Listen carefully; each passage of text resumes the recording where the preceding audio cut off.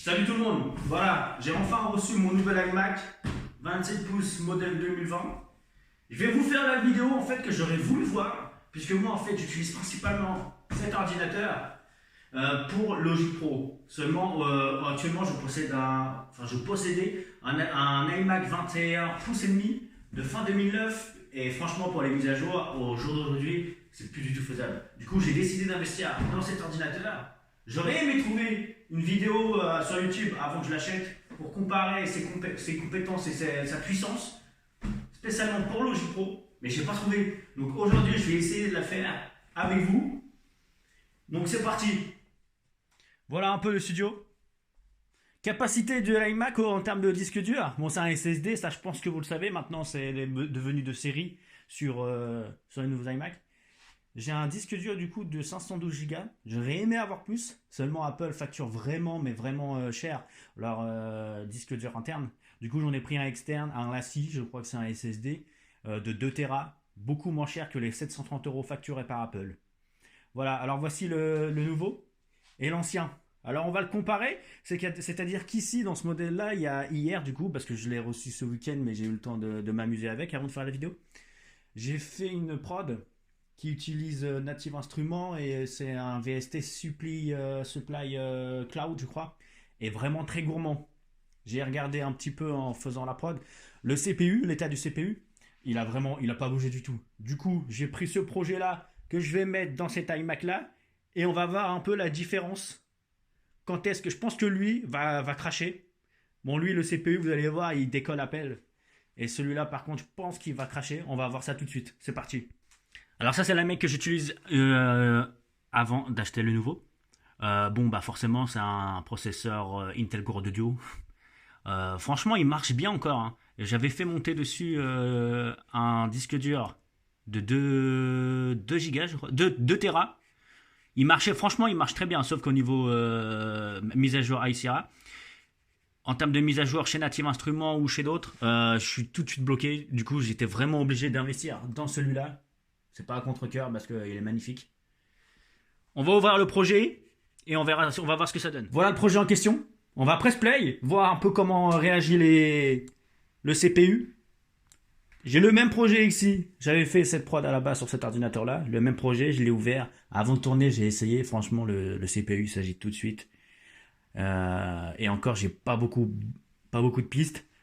Et des fois, quand je faisais des instrus avec beaucoup de pistes, j'étais obligé de glacer certains instruments, ou alors d'exporter carrément ce que je faisais au piano, de l'exporter en wave pour libérer un peu de place sur le CPU, parce qu'il crachait tout de suite, et franchement, je vais pas dire que ça bride la créativité, mais un peu, parce qu'on est toujours obligé de faire des manips, et à la longue, ça devient vraiment un peu chiant. Là, j'ai ouvert cette prod-là, le CPU bouge pas, c'est parti. Voilà un peu l'état du CPU.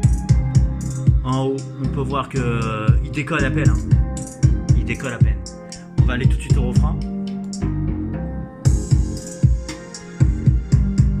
Ça bouge pas. Ça ne bouge pas du tout. Vraiment, franchement, je suis bluffé de la performance. C'est quand même un truc de ouf. Mais en fait, c'est un truc de ouf. Non, en fait, je pense que c'est normal. C'est juste que j'étais trop habitué à autant des pré. C'est l'iMac 21 pouces et demi, fin 2009. On va voir un peu comment réagit le test. C'est parti. Alors, le CPU, déjà, il a la moitié. Il a la moitié de sa capacité, alors qu'on n'a pas énormément de pistes. Le CPU, on voit que c'est pas tout de suite le même affichage, mais il est déjà mis par quoi.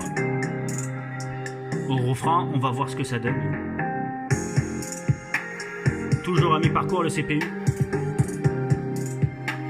Alors que l'autre, je vous rappelle que sur l'iMac 2020, il a à peine branché. Franchement, la différence, elle saute aux yeux, c'est tout de suite. Maintenant, on va passer au prochain test. C'est qu'on va multiplier les pistes dans Logic, voir un peu comment le CPU réagit, l'ordinateur en lui-même. Sauf qu'on va prendre un peu des instruments que moi j'utilise dans la vie de tous les jours, tout le temps. Puisqu'en fait, j'ai déjà regardé des vidéos où Apple fait des tests en multipliant les pistes. Et j'ai surtout vu ça sur l'iMac Pro. Mais en fait, ils prennent des instruments qui sont internes à Logic Pro, c'est-à-dire les instruments Apple. Sauf que les instruments Apple, moi franchement au jour d'aujourd'hui, je les utilise jamais, voire très très rarement. J'utilise malheureusement Nexus ou Native Instruments qui sont assez lourds. Du coup, on va multiplier des pistes. Native Instruments, Machine aussi. Machine est assez gourmand, le logiciel Machine est assez gourmand. Et Nexus aussi. Et on va voir un peu jusqu'à où ça peut aller. Bon, c'est parti pour le test. Forcément, faites pas attention à la qualité de la prod. J'ai fait 4 accords. Alors, on a un accord. On a un accord avec Native Instruments sur cette piste-là. Voilà, avec le VST Cuba qui est vraiment gourmand. J'ai juste mis quelques accords avec une guitare. En dessous, juste en dessous de la piste en dessous, qu'est-ce qu'on a? On a du Nexus. C'est un piano basique, pareil, qui reprend les mêmes accords.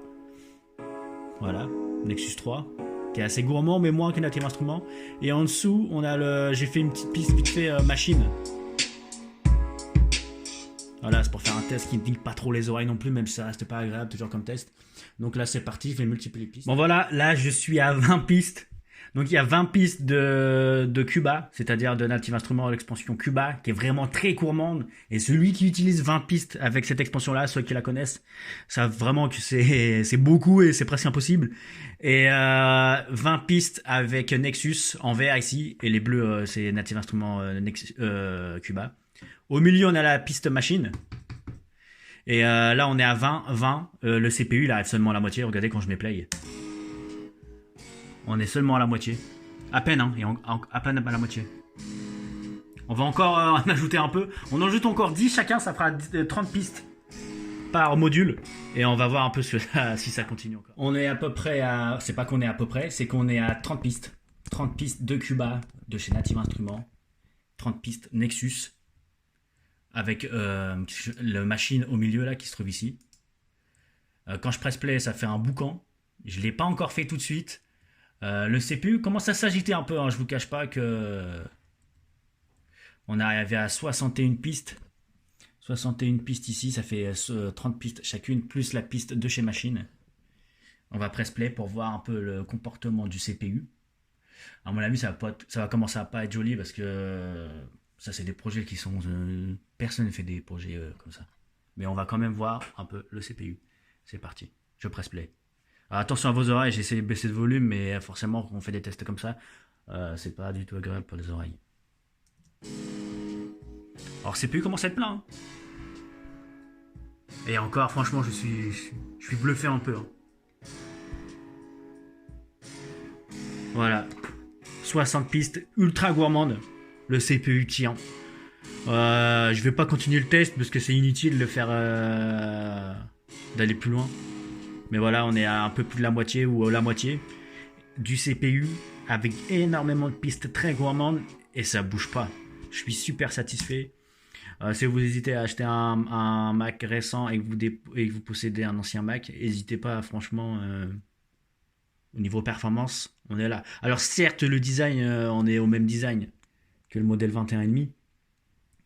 Mais quand on fait de la musique, on s'en fout un peu du design. Et niveau performance, bah là je suis ultra content. On se retrouve à la fin de cette vidéo. J'espère que ça vous a plu, que les tests vous ont convaincu. Personnellement, moi je suis plutôt satisfait. J'ai pas l'habitude de faire des vidéos et de les poster sur YouTube, surtout quand ça concerne du matériel informatique, on va dire. Du coup, si vous avez aimé, n'hésitez pas à mettre un pouce bleu, comme on dit. Mettez un commentaire si vous avez des questions que je suis capable d'y répondre. J'y répondrai. Forcément, je ne suis pas un spécialiste. Peut-être que je ferai d'autres vidéos. Par contre, je pense que je parlerai moins du matériel et je me concentrerai plus sur la musique. Voilà. À bientôt.